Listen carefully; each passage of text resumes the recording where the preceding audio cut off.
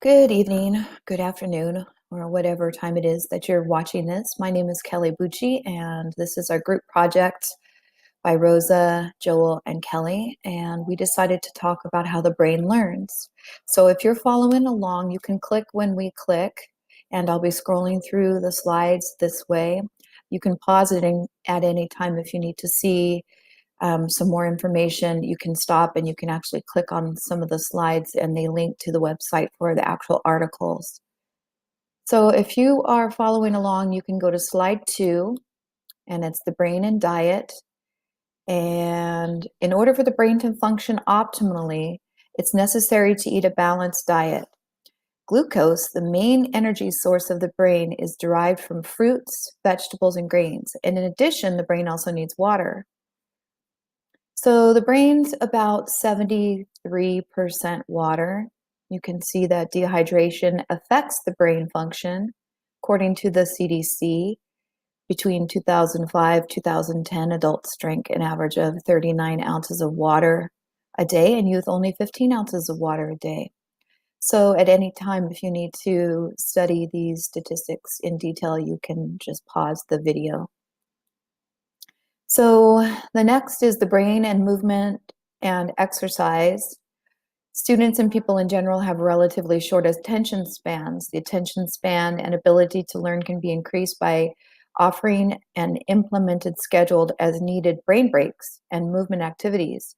And when blood is not flowing optimally, learning can be hindered. Movement supports the hippocampus, which holds long-term memories, according to Souza, How the Brain Learns textbook.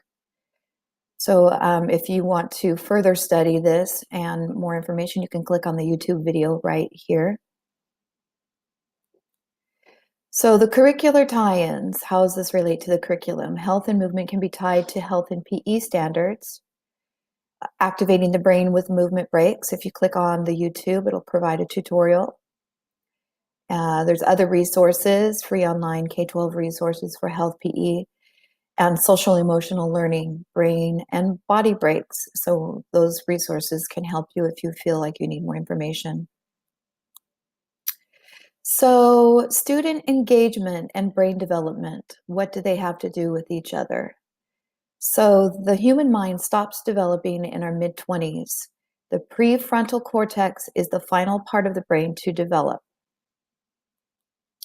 The prefrontal cortex also controls how we regulate our emotions and manage decisions based on consequences. So students must feel that the learning process is an enjoyable experience. Okay, we can't tell them to get over it. Student engagement and brain development too. So the adolescent brain is easily excitable. Games are important.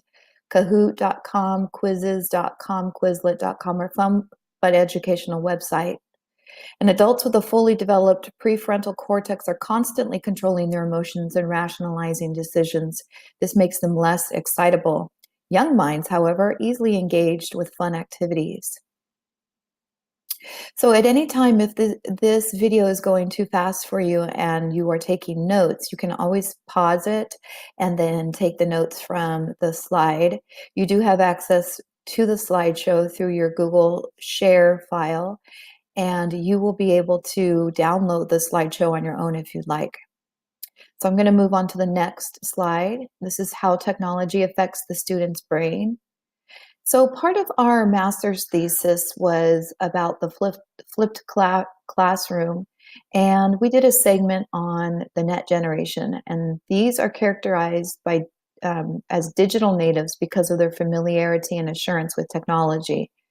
So if you want further details about the net generation, you can go to this website. But they're described as having an infatuation with technology. Their complete lives are immersed in technology, although they are optimistic, team-oriented. These are actually characteristics of the net generation. They're considered millennials. If you've heard of that, that would be typically people, early 30s and younger, born around the turn of the century is kind of where that came from. They're optimistic, they're team-oriented. I know I said this already. They also have pretentious, grandiose claims that they are the great generation. Not me. I'm just the old lady. Let's go on to the next slide. So how does the technology affect the student brain? So technology is everywhere. It's in our homes, our cars, our watches, video games, everywhere. And for teens, this is even more truthful. Kids today spend more time on their electronic devices than they do sleeping, and this means less time interacting in personal relationships. This exposure to technology divides up their attention with multimedia too. Television screens are loaded with information. We call them a ticker tape along the bottom. I don't know what the millennials call it now, but it's constantly inundated with headlines across the top and the bottom, and it's constantly moving. And children are accustomed to these rapidly changing messages. Okay, so let's go to the next one. So we've heard the term multitasking, and really what it is task switching. So it is a myth that you can walk and chew gum and you can multitask, and really what happens is our attention is diluted and our cognitive um, capacity is diminished, I guess. And there are things called sequential tasking, moving from A to B. There's alternate tasking, which is from A to B to C. And the problem with that is that everything that was learned in task A has been forgotten. So it really does have an effect on young brains. So a solution is to find the common ground, and it's neither a panacea nor an enemy. Consider it a tool. Use technology to enhance, enrich, and present content. Okay? If it ends up being a hindrance, then it's either not being used right or that it's no longer a helpful source of technology. So the 3 C's of technology integration, so provide students with opportunities to think critically, collaboratively, and hopefully they are communicating. These are necessary for the classroom of today. Students who are coined digital natives are primed to use technology in order to use their 21st century learning skills. So you can use the SAMR model or SAMR model, and that stands for substitution, augmentation, modification, and redefinition. And the goal is to eventually get to the redefinition. Substitution is kind of like a locator. You're replacing, you're typing instead of handwriting.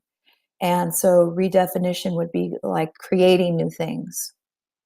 So you can find more information about the SAMR model at the website below.